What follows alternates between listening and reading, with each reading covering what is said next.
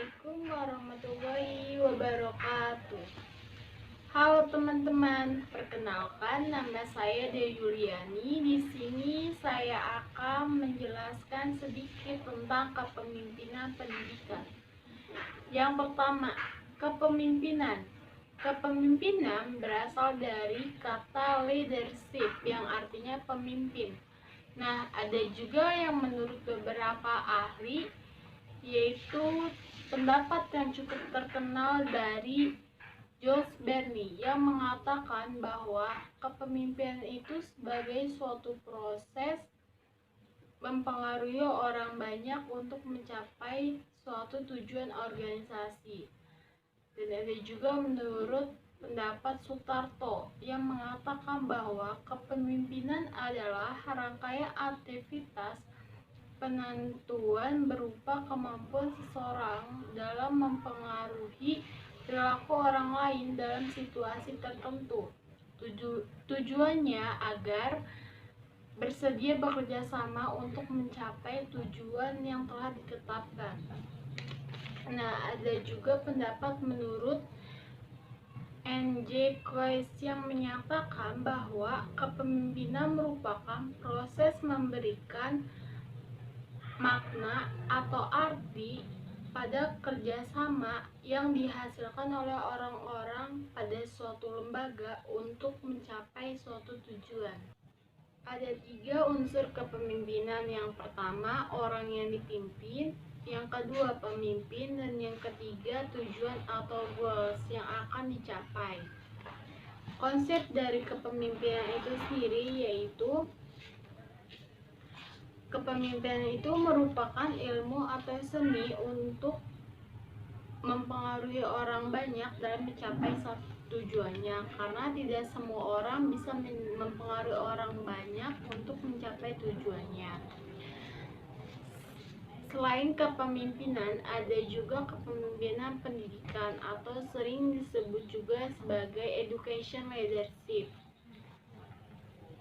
yang dikemukakan menurut beberapa ahli yang cukup terkenal, yaitu menurut Horace yang menyatakan bahwa kepemimpinan pendidikan ibarat tingkah laku manusia atau pimpinan pendidikan dalam menggerakkan orang-orang lembaga pendidikan untuk kegiatan pengembangan staff dan sumber daya manusia guna memperbaiki kinerja pengajaran.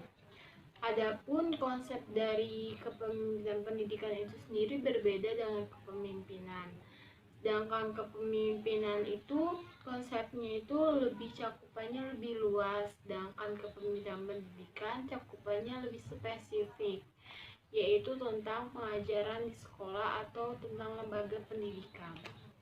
Pemimpinan pendidikan menurut para ahli yang cukup terkenal yaitu dari Nawawi yang berpendapat bahwa kepemimpinan pendidikan adalah proses menggerakkan, mempengaruhi, memberikan motivasi, dan mengarahkan orang-orang di dalam organisasi atau lembaga pendidikan tertentu untuk mencapai tujuan yang telah dirumuskan sebelumnya.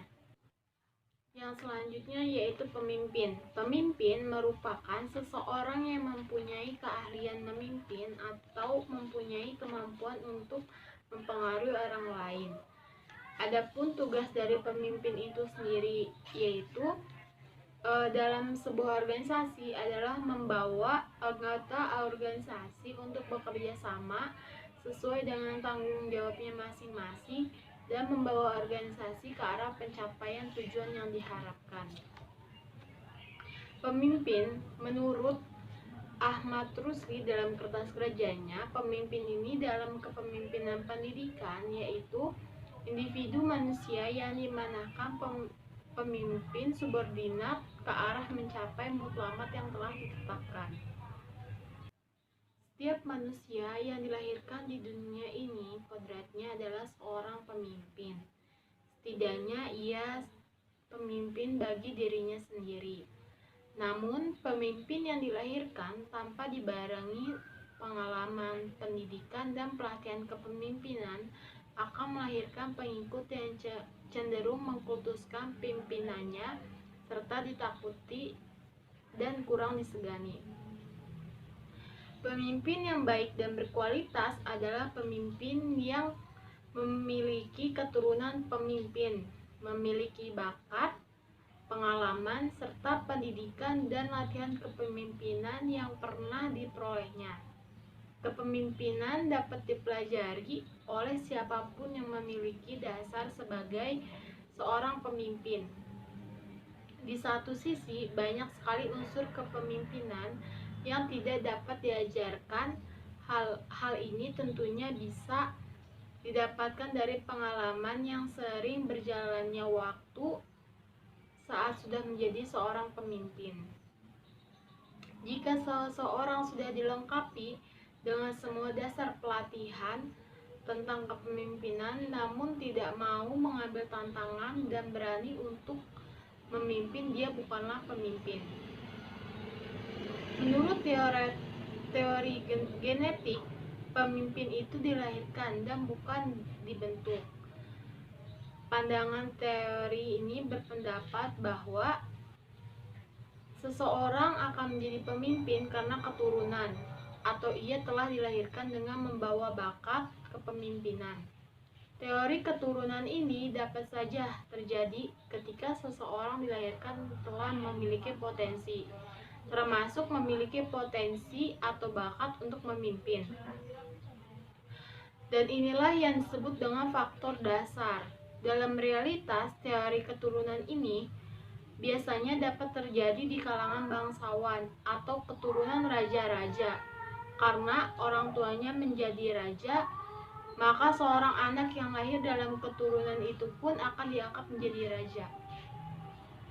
Sekian dari saya. Terima kasih telah mendengarkan atau menyimak video ini dari awal sampai akhir. Wassalamualaikum warahmatullahi wabarakatuh.